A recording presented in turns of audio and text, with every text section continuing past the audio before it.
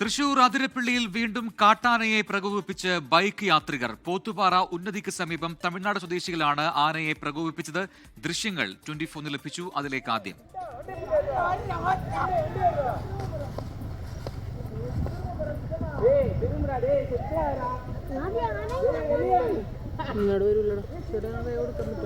കഴിഞ്ഞ ദിവസം മതപ്പാടിലുള്ള കബാലി എന്ന ഒറ്റയാനയും യാത്രക്കാർ പ്രകോപിപ്പിച്ചിരുന്നു.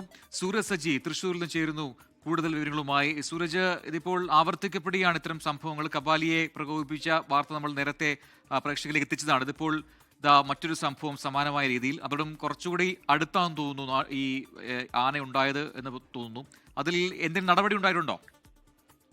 പ്രജിൻ, ഈ ബൈക്ക് ഓടിച്ചിരുന്ന യുവാക്കളെ കണ്ടെത്തുന്നതിനുള്ള അന്വേഷണം അത് വനംവകുപ്പ് ആരംഭിച്ചിട്ടുണ്ട്. പ്രജിൻ സൂചിപ്പിച്ചതുപോലെ തന്നെ ആനയുടെ വളരെ തൊട്ടടുത്തെത്തിയാണ് ഈ ആനയെ യുവാക്കൾ പ്രകോപിപ്പിക്കുന്നത്.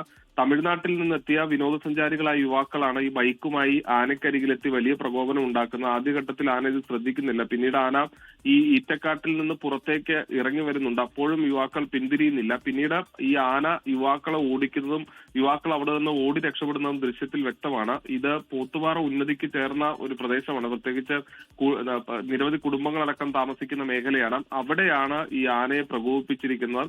എന്തായാലും കഴിഞ്ഞ ദിവസമാണ് മതപ്പാടിലുള്ള ഒറ്റയാൻ കബാലിയെ പ്രകോപിപ്പിച്ചത്. ആ വിഷയത്തിൽ വനംവകുപ്പ് അന്വേഷണം ആരംഭിച്ച് അന്ന് വാഹനം ഓടിച്ചിരുന്നവരെ കണ്ടെത്തുന്നതിന് വേണ്ടിയുള്ള അന്വേഷണം നടക്കുന്നുണ്ട്. അതിനിടയിലാണ് വീണ്ടും മലക്കപ്പാറ റോഡിൽ സമാനമായ സംഭവം ആവർത്തിക്കപ്പെട്ടിരിക്കുന്നത്. പ്രജിത്, ശരി.